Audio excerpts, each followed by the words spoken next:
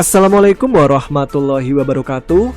Jumpa lagi dengan saya Tama dalam Ada Apa Gerangan 2. Bagaimana kabar kalian?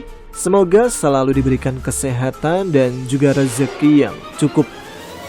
Episode kali ini kita akan lanjut cerita pendakian yang ditulis oleh Hendra Wiguna. Sebuah cerita pendakian mistis yang dialami oleh Dani mencari sosok sahabatnya yang bernama Angga, yang 1 tahun lebih hilang di Gunung Ciremai.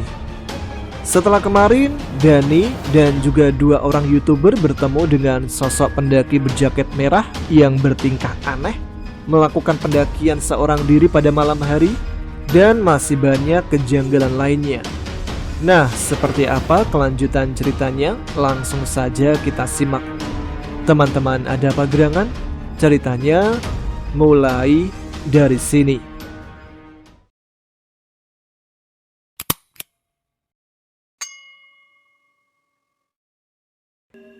Ketika Denny baru saja terlelap dalam tidurnya, tetapi seseorang di luar memanggilnya agak berteriak untuk membangunkannya.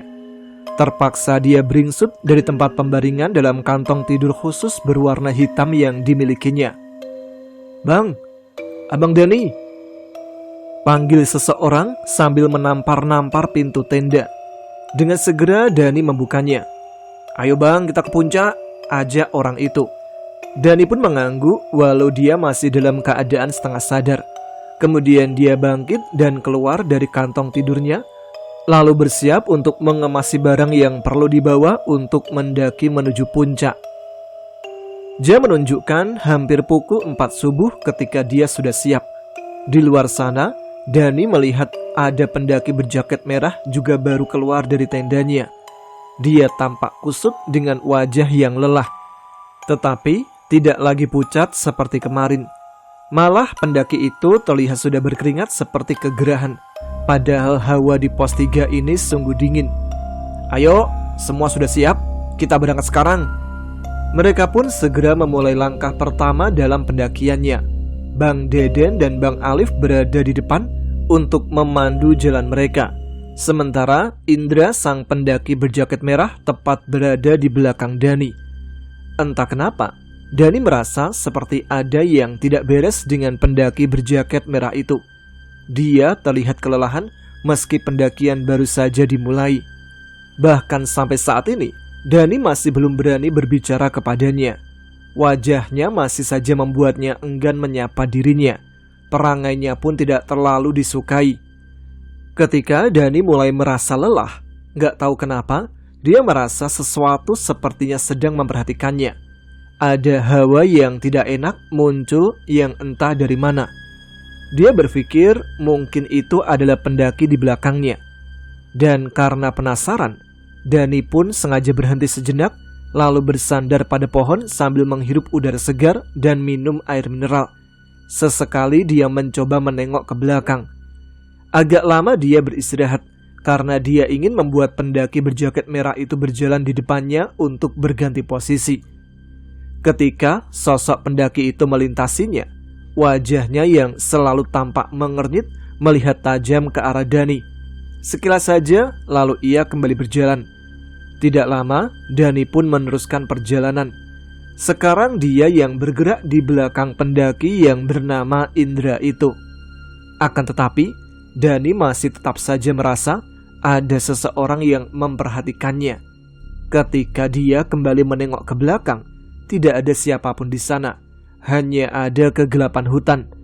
Lalu terpikirkan tentang orang kelima yang semalam disebutkan oleh petugas base camp. Teringat akan hal itu seketika nyali Dani ciut kembali. Pundaknya bergidik ngeri. Ingin sekali dia menyusul dan menyalip pendaki berjaket merah itu lagi. Tetapi ia ternyata sudah agak jauh di depan. Lalu terdengar seperti sesuatu atau seseorang berjalan melangkah naik dari belakang Dani. Sepertinya memang ada pendaki lain yang ada di belakang Dani. Dan semakin lama suara itu semakin dekat. Perasaan Dani menjadi kacau, takut tapi sekaligus penasaran. Dia pun mencoba memberanikan diri untuk menengok ke belakang. Perlahan, dan ternyata benar, tidak ada siapapun. Seketika Dani langsung merasa ketakutan. Dia mempercepat langkah untuk menyusul yang lainnya. Bahkan Dani menyusul Bang Alif dan Bang Deden hingga bergerak di depan mereka. Pada pendakian kali ini Dani merasa aneh, tidak tahu kenapa. Padahal sudah berkali-kali dia melakukan pendakian gunung untuk mencari angga, tetapi baru kali ini dia mengalami ketakutan seperti ini. Padahal sebelumnya Dani bukanlah orang yang percaya hantu. Akan tetapi pengalaman saat ini sungguh membuatnya berpikir kalau mereka memang ada. Singkat cerita, setelah sampai di puncak dan menikmati matahari terbit di puncak Gunung Ciremai, mereka berempat berencana akan pergi menelusuri jalur ke tempat di mana Dani pernah menemukan mayat di suatu tempat. Meskipun sudah berkali-kali ke sana dan hasilnya nihil, tetapi kali ini mereka berharap bisa menemukan petunjuk. Waktu sudah hampir pukul 9 pagi. Selain mereka berempat atau berlima mungkin, terlihat beberapa pendaki lain di puncak sana. Mereka merupakan pendaki yang mengambil jalur lain, seperti dari jalur Linggarjati, jalur Palutungan, dan Linggasana. Saat itu tak terlalu banyak pendaki yang mencapai puncak. Mungkin karena memang ini bukan hari libur atau akhir pekan. Dani dan teman-temannya pun mulai turun gunung kembali. Mereka mulai menelusuri jalur yang berpatokan pada batu besar untuk menuju ke suatu tempat. Karena cuaca pagi itu sedang cerah, mereka tidak terlalu kesulitan menemukan lokasi tersebut. Hanya perlu 1 jam saja, mereka pun sudah sampai di sana. Di sini Bang, Dani menunjuk semak-semak di mana jasad almarhum putra ditemukan. Aku tidak menemukan petunjuk apapun lagi di sini. Aku benar-benar tidak tahu di mana keberadaan Angga, ucap Dani. Jangan-jangan sebenarnya kau yang membunuhnya, celetuk pendaki berjaket merah itu dengan sinis. Jelas saja itu membuat Dani kesal. Ngomong apa kamu? Ucap Dani sedikit berteriak. Udah 1 tahun gak ditemukan, mungkin aja kan ada yang membunuhnya. Dan mayatnya dikubur di sini, ucapnya lagi. Ngomong apa kamu? Dia itu sahabatku. Mana mungkin aku membunuhnya? Ya bisa aja kan, karena cemburu atau apa, katanya lagi. Kok kamu jadi menuduhku? Ucap Dani lagi dengan penuh emosi. Kamu jangan ngomong sembarangan ya. Dia ini orangnya setia dan bertanggung jawab. Gak kayak kamu dek. Dia mau mencari sahabatnya itu. Kali ini Bang Alif berucap membela Dani. Pendaki berjaket merah itu pun terdiam. Sepertinya pendaki berjaket merah itu tidak terlalu suka kepada Dani. Tapi apa alasannya dia tidak tahu. Sampai-sampai sosok pendaki berjaket merah itu menuduhnya melakukan hal sekeji itu pada sahabatnya sendiri. Itu merupakan fitnah yang tak berdasar. Tiba-tiba saja terdengar suara Bang Deden yang berteriak dari kejauhan. Rupanya dia sudah lebih dulu berjalan masuk ke dalam hutan. Terlihat dari kejauhan di belakang pohon, Bang Deden melambaikan tangan ke arah mereka bertiga. Dani, Bang Alif, dan pendaki berjaket merah lalu berjalan menghampirinya. Setelah hampir dekat, Bang Deden langsung berjalan kembali. Dia sepertinya menemukan sesuatu. Dan benar saja, terlihat di sana ada sebuah batu tebing yang di bawahnya merupakan jurang. Sebenarnya Dani juga sudah mengetahui tempat tersebut karena dia sudah pernah ke situ sebelumnya tapi tidak menemukan petunjuk apapun. Akan tetapi berbeda dengannya, Bang Deden malah menemukan secercah harapan. Rupanya jurang yang tidak terlalu dalam itu adalah jalur menuju puncak dari jalur ilegal yang dia bicarakan sebelumnya. Jalur ilegal? Tanya Dani. Ya, kamu lihat? Ada sebuah jalan kecil di bawah jurang sana. Itu adalah jalan dari jalur ilegal yang dibuat pendaki, jelas Bang Deden. Jalur menuju puncak dari jalur ilegal itu ya tebing curam ini, tambahnya. Berarti kalian berdua pernah kesini sebelumnya? Pernah menaiki tebing ini? Pernah menuju puncak sampai menggunakan jalur ini? Tanya Dani penuh antusias. Kedua YouTuber itu kemudian saling pandang. Belum Bang, ujar Bang Alif. Kenapa? Bukannya kalian pernah mendaki melalui jalur ilegal itu? Tanya Dani lagi. Iya, tapi nggak sampai puncak. Kenapa? Untuk ketiga kalinya, dua YouTuber itu saling pandang lagi. Ketika kami menemukan mayat yang ada dalam video itu, kami langsung lari ketakutan, sampai lupa arah dan memutuskan untuk balik turun. Katanya pendaki senior, kok begitu aja takut? Kata pendaki berjaket merah dengan nada sinis. Bukannya melapor ke petugas kalau ada mayat malah lari, ujarnya lagi. Namun bukannya marah, kedua YouTuber itu malah saling pandang dan menyungging satu sama lain. Hehe, ya maklum lah, selama jadi pendaki kan baru kali ini kami menemukan mayat, ucap Bang Alif cengengesan. Kita panik, untung kita sempat merekam, ucap Bang Deden. Walau kesal pada pendaki merah itu, tetapi Dani setuju dengan ucapannya. Kenapa mereka tidak langsung melaporkan kalau ada mayat di sana? Kenapa mereka malah seperti menutup-nutupi semua itu dari petugas? Hati Dani malah bertanya-tanya, siapakah sebenarnya mereka? Kemudian dia berpikir satu hal untuk mencari jasad itu. Bang, gimana kalau kita turun gunung melalui jalur ini saja? Daripada nanti naik lewat jalur ilegal, lebih baik kita turun lewat jalur ini, ucap Dani.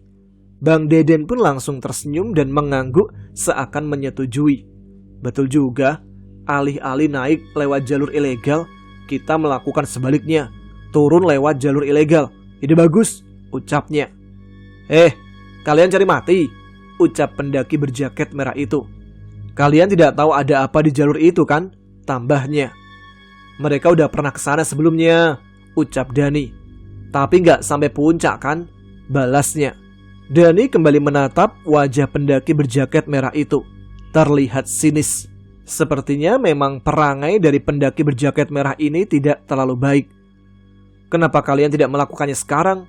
Ini masih pagi. Kalau beruntung, kalian akan sampai sore nanti di bawah, jelasnya. Pernyataannya yang terakhir berbanding terbalik dengan pernyataan yang sebelumnya. Bang Deden pun menyunggingkan senyuman pada pendaki berjaket merah itu. Ide bagus. Saat itu juga, mereka berempat segera meninggalkan lokasi tersebut untuk bersiap-siap turun gunung melalui jalur ilegal. Jam di ponsel masih pukul 9 pagi. Mungkin kalau bergegas mereka bisa berangkat pada pukul 10 atau lebih. Mereka pun bergerak dengan agak terburu-buru. Rencana yang mereka buat saat itu, mereka akan naik dulu ke puncak dan turun kembali ke pos 5 untuk mengemasi segala peralatan. Karena memang segala peralatan dan tenda-tenda ditinggal di pos 5 sebelum mereka naik ke puncak Ciremai. Setelah itu mereka akan naik kembali ke puncak dan turun gunung melalui jalur ilegal itu. Ada sesuatu yang sebenarnya ingin Dani tanyakan kepada kedua YouTuber itu, Bang Deden dan juga Bang Alif. Dia ingin menanyakan bagaimana sebenarnya kondisi di jalur ilegal itu. Sebab yang dia lihat tadi ketika di atas tebing masih berupa semak-semak belukar dan pohon-pohon yang sepertinya belum terjamah oleh orang-orang selain jalan setapak kecil yang mereka tunjukkan. Setelah sampai puncak, Dani mempercepat jalan untuk menyusul Bang Deden agar dia bisa berjalan di sampingnya dan mencoba bertanya kepadanya. Dani langsung menanyakan apa yang dipikirkan dan dengan ramah, pria tinggi berambut agak gondrong itu langsung bercerita tentang pengalamannya. Jadi, menurut penuturan dari Bang Deden, 3 bulan lalu tidak seperti biasanya. Bang Deden dan Bang Alif memutuskan untuk mendaki gunung melalui jalur baru yang ia ketahui dari sesama pendaki melalui forum rahasia pendaki gunung. Mereka mencari jalur yang menurut kabar beredar di antara para pendaki, itu adalah jalur yang paling ekstrim. Mereka tahu jalur ini dari forum-forum rahasia sebuah grup pendakian. Dani bahkan tak pernah tahu kalau forum itu ada.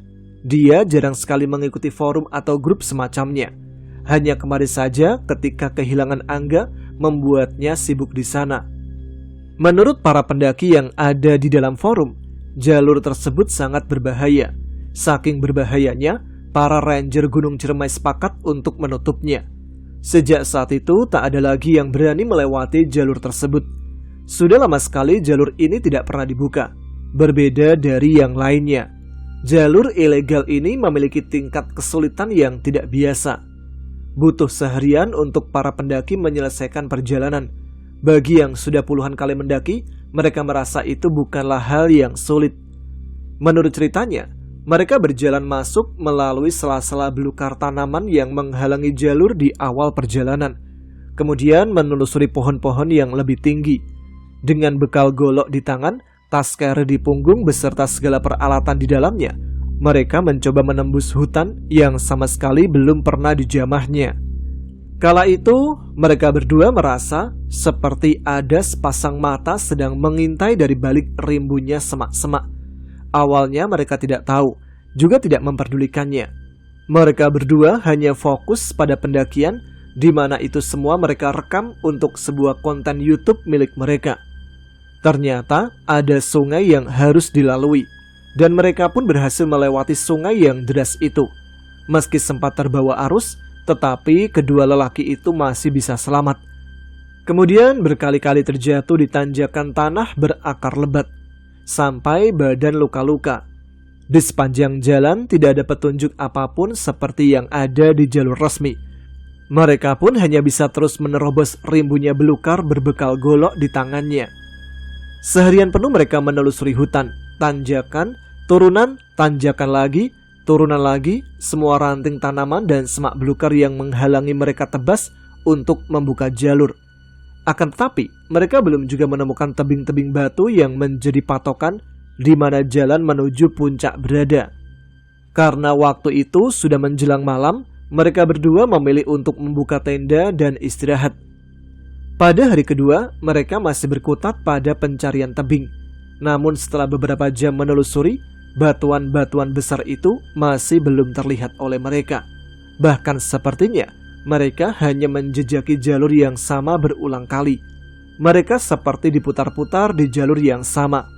Dan sialnya lagi bagi mereka, pada hari itu, ternyata yang sedari kemarin mengintai mereka adalah seekor macan berwarna hitam. Binatang buas penghuni hutan Ciremai itu tiba-tiba muncul menghadang. Sebenarnya mereka tahu kalau dalam situasi seperti itu, yang harus dilakukan adalah jangan panik. Tetapi waktu itu tidak ada waktu untuk melakukannya, sebab macan itu langsung mengejar mereka seketika setelah muncul. Mereka berdua pun berlari kocar-kacir tak tentu arah, hingga akhirnya mereka pun tersesat. "Terus, apa kalian selamat?" tanya Dani dengan aneh. Tidak tahu kenapa, seketika 3 pendaki di hadapannya berhenti berjalan, kemudian mereka langsung menengok ke arah Dani. "Apa ada yang salah?" tanya Dani lagi. "Maksudmu?" tanya pendaki berjaket merah. "Maksudku, apa Bang Deden dan Bang Alif selamat?" tanya Dani lagi. Tolol, kalau mereka nggak selamat, nggak mungkin mereka ada di sini," ucap pendaki berjaket merah itu kesal. Oh, iya juga ya. Kedua YouTuber itu tersenyum melihat kekonyolan Dani. Kemudian mereka bertiga pun melanjutkan langkah kembali. Mereka sudah hampir mencapai pos 5. Namun sesuatu masih saja terus mengusik pikiran Dani. Apakah mereka benar-benar selamat? Dani tidak mau kalau ternyata mereka hantu, sebagaimana Angga pada waktu itu. Karena penasaran, Dani pun bertanya kembali. "Terus selanjutnya bagaimana, Bang?" Sambil terus berjalan turun ke pos 5, Bang Alif melanjutkan ceritanya. "Kami tersesat di hutan, tapi akhirnya kami bisa bertemu kembali. Waktu itu, aku tidak tahu apakah akan melanjutkan perjalanan atau tidak. Namun kami tetap melakukannya," lanjutnya. "Terus, ketemu mayat itu?" tanya Dani lagi. "Setelah dikejar-kejar macan itu, suasana hati pun jadi beda. Apalagi kabut tipis muncul membuat suasana jadi kelam. Kami benar-benar dalam keadaan panik dan penuh ketakutan. Parno, capek juga. Karena itulah, ketika kami melihat mayat itu, kami langsung lari ketakutan," jelas Bang Alif. "Apa kalian tahu, ada mitos bahwa macan itu sebenarnya bukan macan, melainkan jin penghuni gunung ini yang menjelma jadi macan untuk menjaga hutan ini," tambah Bang Deden. Dani menggeleng. "Benarkah?" sahutnya. Sebenarnya Dani tidak terlalu percaya, namun dia tidak ingin menyinggungnya. Dia memilih bertanya perihal bagaimana mereka akan melakukan pendakian itu. "Jadi kita sebenarnya perlu menginap 1 malam di sana?" tanya Dani. "Ya, ada kemungkinannya begitu," jawab Bang Alif. "Tapi sih kita usahakan jangan ya. Sebab waktu itu kami kan lama di pencarian tebing. Lah sekarang tebing itu udah ada dan kita tahu ada di mana. Jadi kita tinggal melanjutkan perjalanan turun, sekalian mencari mayat itu, tambah Bang Deden menjelaskan. Gimana kalau macan itu muncul lagi? Tanya Dani penasaran. Seketika mereka langsung menengok ke arah Dani. Udah aku bilang ya, kalian cari mati. Mana mungkin kalian selamat melewati jalur ilegal itu tanpa ketemu tuh macan, ucap pendaki berjaket merah. Bego, buktinya mereka selamat, ucap Dani membalas kata-kata pendaki berjaket merah itu. Kedua YouTuber itu pun tertawa. Sekarang begini, apa kamu mau melanjutkan perjalanan turun gunung melewati jalur ilegal itu dengan resiko kita bisa saja bertemu dengan macan itu lagi? Tanya Bang Deden. Sejenak Dani berpikir, lalu bertanya dalam hati, apakah aku akan mampu melewatinya ya? Jujur sebenarnya Dani ragu pada dirinya sendiri. Akan tetapi mengingat dia pernah berjanji akan mencari sahabatnya itu, lantas dengan penuh keyakinan dia langsung mengangguk pada kedua YouTuber itu. Ayo kita lakukan, ucapnya yakin. Selama perjalanan turun menuju ke pos 5, Dani melihat ada sesuatu yang aneh dengan pendaki berjaket merah itu. Dia terlihat sangat gelisah. Jujur saja, Dani jadi teringat sosok Angga kala itu. Maka dari itu, Dani sedikit mencurigainya. Beberapa kali Dani melirik kepada sosok pendaki berjaket merah hanya untuk memastikan. Namun ternyata hal itu disadari olehnya. Kenapa bang? Tanya pendaki berjaket merah itu. Enggak, jawab Dani sambil memalingkan wajah. Tetapi tak lama kemudian, kembali Dani melirik ke arah pendaki berjaket merah itu lagi. Dia seketika terkejut ketika ternyata sosok pendaki berjaket merah itu masih melihat ke arah Dani. Kenapa? Tanyanya lagi, matanya mendelik. Dani menjadi canggung dibuatnya. Kemudian Dani pun berkata sesuatu yang memang ingin dikatakan kepadanya. Kau mirip temanku, Angga, ucap Dani pada pendaki berjaket merah itu. Dia pun hanya tersenyum. Aneh sekali. Memangnya seperti apa temanmu? Tanyanya. Mendengar itu Dani terdiam dan berpikir sesuatu. Dani ingin menjawabnya, tapi dia tak tahu harus mulai dari mana. Namun kemudian pendaki itu bertanya lagi. Sebenarnya bagaimana kejadian dia menghilang? Tentunya dia nggak menghilang begitu saja kan? Lanjutnya. Matanya semakin mendelik. Mendengar pertanyaan itu dan ekspresinya yang seakan mencurigai Dani, tak ada pilihan lain selain menceritakan peristiwa hilangnya Angga. Ceritanya bermula setahun yang lalu ketika Dani tiba di kosan Angga untuk persiapan mendaki Gunung Ciremai. Terlihat wajah Angga sedikit aneh, kelihatan pucat, dan seperti tidak ada ekspresinya.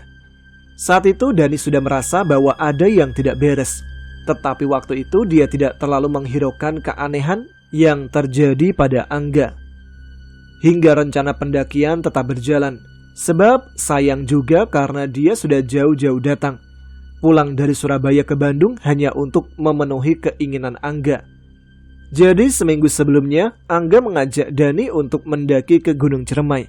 Katanya dia sudah tidak punya teman mendaki dan ingin sekali mendaki gunung bersama Dani lagi. Angga berjanji kalau ini akan jadi pendakian yang terakhir.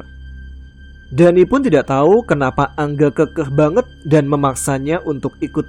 Dia juga tidak berani bertanya kenapa. Gak enak juga sih. Mungkin Angga sedang galau. Tapi hal itu tidak terlalu dihiraukannya. Dia nanti akan bertanya di gunung dan berharap Angga akan bercerita. Singkat cerita, siang hari menuju sore, mereka berdua pun sudah siap berangkat menggunakan sepeda motor milik Angga. Posisinya, Angga yang berada di depan, sementara Dani yang ada di belakang. Di sepanjang perjalanan dari Bandung ke Majalengka, Angga benar-benar diam, tidak mengatakan satu kata pun. Ketika ditanya pun dia hanya menjawab iya-iya saja. Tidak ada ekspresi sama sekali. Mungkin memang tak terdengar. Jadi Dani memutuskan untuk diam saja. Dani merasa benar-benar aneh perjalanan kali itu. Dia seperti bukan Angga yang dikenalnya. Walaupun Angga memang bukan anak yang ceria atau suka bercanda, tapi paling tidak dia suka ngobrol soal apapun kepada Dani. Tapi entah kenapa waktu itu tidak sama sekali. Hati Dani merasa berat, seperti ada sesuatu yang mengganjal. Dia jadi berpikir yang aneh-aneh. Berpikir bahwa Angga kesurupan lah. Dia takut kalau Angga kemasukan demit lah. Atau yang paling parah, Dani takut kalau sebenarnya Angga sudah mati dan ini hanya arwahnya saja. Singkatnya, ketika tiba di base camp, tidak tampak ada yang aneh. Seperti biasa, mereka registrasi simaksi di loket pembayaran. Karena waktu itu sudah sore menjelang maghrib, mereka berdua memutuskan untuk melakukan pendakian keesokan paginya. Jadi, Dani membuat tenda di base camp pos pertama itu dekat dengan warung-warung warga. Pada malam harinya ketika sedang ngopi-ngopi, Angga masih belum mau mengobrol. Mukanya masih pucat dan terlihat kedinginan. Di warung itu juga hanya ada Dani dan juga Angga. Mungkin karena itu hari kerja, jadi tidak banyak pendaki lain yang datang ke sana. Ketika melihat Angga yang tidak memakai jaket malam itu, Dani pun berinisiatif pergi ke tendanya untuk mengambil jaket untuk Angga. Dia pun memakainya. Saat itulah Angga mulai mau bertanya pada Dani. "Gimana Surabaya?" "Gimana maksudnya?" "Ya samalah kayak Bandung, tapi lebih panas," ucap Dani. "Kalau sama, kenapa nggak kerja di sini aja, Dan?" "Ya, gue dapat kerjanya di sana." "Kenapa lu nggak? Kayak yang galau. Ceritalah," ucap Dani mendesak Angga. Akhirnya Dani pun memberanikan diri untuk bertanya tentang keadaannya. Dan Angga pun mulai bersedia untuk bercerita. Yang pada intinya, Angga kangen saja pada Dani. Katanya, Dani adalah satu-satunya kawan yang ia punya, yang benar-benar bisa mengertinya.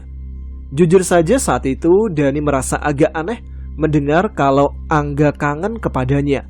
Selain mereka sama laki-laki, dan itu membuatnya agak risih, tetapi juga yang dia tahu, Angga itu temannya banyak, bukan hanya Dani seorang. Dani bahkan selalu iri melihat Angga di Instagram atau media sosial lainnya. Sementara Dani tidak bisa ikut karena kerja di Surabaya.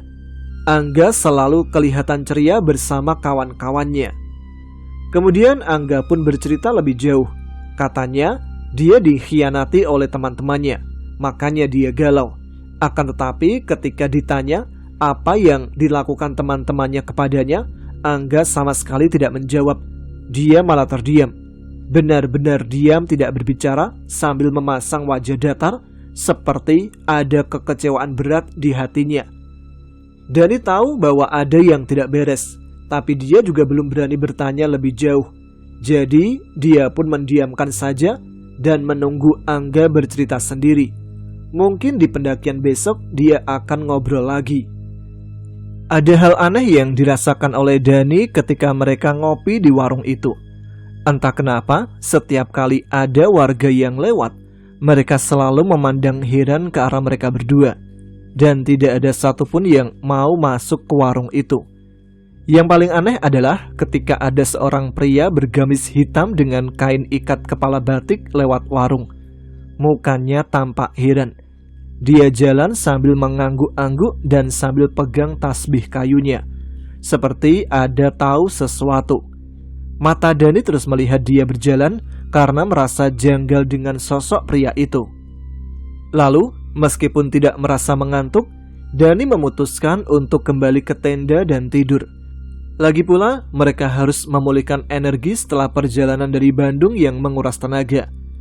Angga yang diam saja dari tadi pun ikut saja untuk masuk ke dalam tenda. Dani agak kesal, kenapa dia masih terus saja diam tak mau bicara. Ketika sampai di tenda dan akan masuk ke dalamnya, Dani melihat sosok pria bergamis hitam itu lagi sedang berdiri di ujung jalan di antara pepohonan. Walaupun kelihatan samar karena tidak ada lampu penerangan, Dani tahu bahwa itu dia. Dia sedang menatap tajam ke arah mereka berdua. Dani yang takut langsung saja masuk ke tenda, menyusul Angga yang sudah terbaring lebih dahulu. Pada malam harinya, Dani terbaring di dalam tenda berusaha untuk tidur. Tetapi matanya tak kunjung bisa terpejam. Kecurigaan-kecurigaan yang ada di hatinya masih berkeliaran di pikirannya. Sudah beberapa kali dia mengubah posisi dan tidak berani menghadap ke arah Angga yang terbaring tepat di samping kirinya. Suara binatang malam terus mengusik ketenangan. Hal yang sangat dirasakannya saat ini adalah gelisah. Kemudian Dani memutuskan untuk keluar dari tenda dan pergi ke kamar mandi. Sempat dia melirik ke arah Angga dan dia terlihat begitu tenang. Dani memang merasa Angga saat ini aneh, tapi dia tidak tahu kenapa. Biasanya mereka akan mengobrol dalam tenda sampai tertidur. Ngobrol ngalor ngidul membicarakan tentang banyak hal. Namun waktu itu dia benar-benar diam. Waktu itu sudah mendekati tengah malam. Ketika Dani keluar dari tenda, suasananya sudah sangat gelap. Hanya lampu di warung bawah yang menyala dan itu tidak mampu menerangi jalan menuju ke kamar mandi. Dani pun bergegas berjalan melewati 2 tenda. Ada hal yang membuatnya bergidik saat kembali dari kamar mandi menuju ke tenda. Dia melihat seorang pria bergamis hitam dengan ikat kepala batik sedang berdiri di depan tenda mereka. Pria itu tampak terpejam, mulutnya komat-kamit seperti membaca doa atau mantra. Tapi meskipun takut, Dani bergegas berjalan menghampirinya.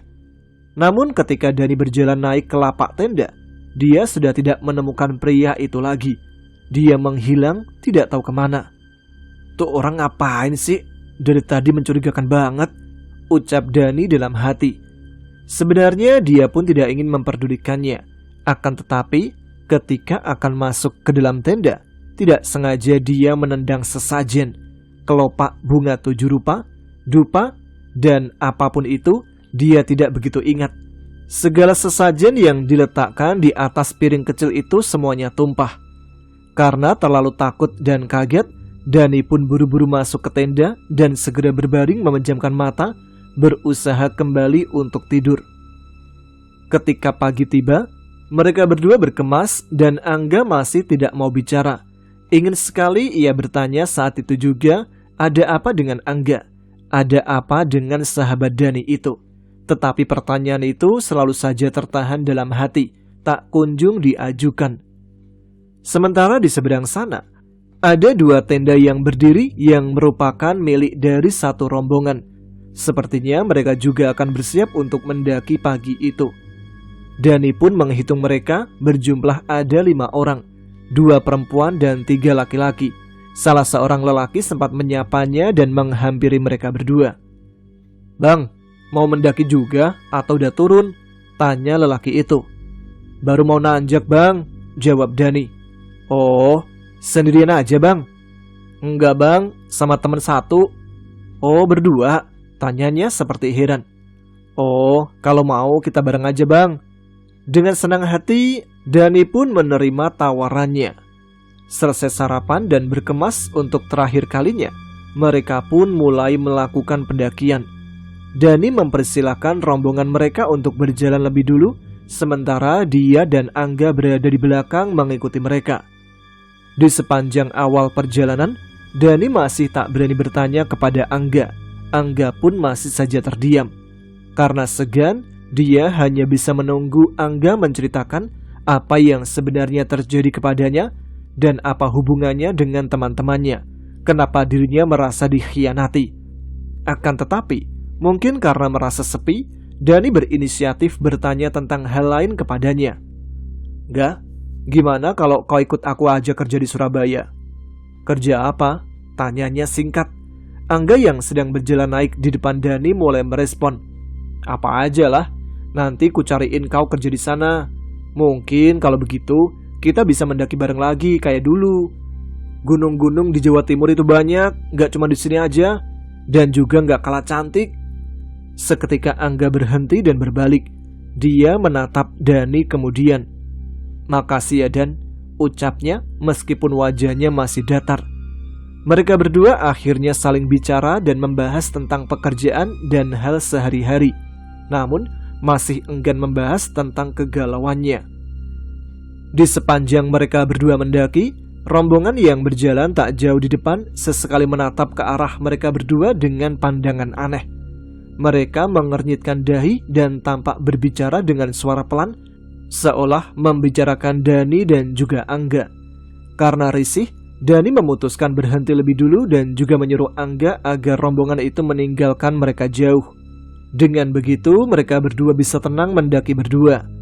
Namun sialnya, ketika tiba di pos 5 dan akan mendirikan tenda di sana sesuai rencana, Dani juga mendapati bahwa rupanya rombongan yang tadi juga sedang memasang tenda di lokasi tersebut. Terpaksa Dani memilih untuk mendaki sedikit lagi agar jauh dari rombongan tersebut. Dia tahu di atas sana masih ada lokasi untuk mendirikan tenda dan letaknya dekat ke mata air. Mereka berdua pun melanjutkan berjalan. Akan tetapi seseorang dari rombongan itu memanggil Dani. "Bang, kenapa nggak di sini aja bareng kita?" Enggak, kami mau di atas saja, dekat mata air," jawab Dani. Kemudian terlontar pertanyaan aneh yang membuat Dani langsung berpikir, "Emang nggak takut sendirian, Bang?" Dani pun langsung merasa aneh. "Sendirian? Aku sama teman, Bang." "Teman yang mana? Orang dari tadi kulihat abang jalan sendiri kok." Mendengar hal itu, Dani langsung memandang heran mereka. Kenapa mereka bisa berbicara seperti itu? Batin Dani pun bergejolak. Sebenarnya, siapakah Angga yang ada di depannya kali ini? Apakah benar dia ini temannya yang bernama Angga atau merupakan sosok yang lainnya? Oke, sampai sini dulu cerita pendakian yang dialami oleh Dani ketika berkali-kali mendaki ke Gunung Ciremai untuk mencari temannya yang bernama Angga. Namun sepertinya Angga ini dari awal memang sudah mencurigakan ya, karena yang bisa melihat sepertinya hanya Dani. Oh ya, dan satu orang lagi, sosok yang memakai gamis hitam dan memakai ikat kepala batik tentunya. Kita lanjut ceritanya di episode selanjutnya aja ya. Terima kasih untuk teman-teman yang sudah setia menyimak episode Ada Apa Gerangan. Jangan lupa tuliskan komen, tunjukkan eksistensi kalian. Yaudah, sekarang saya Tama harus pamit.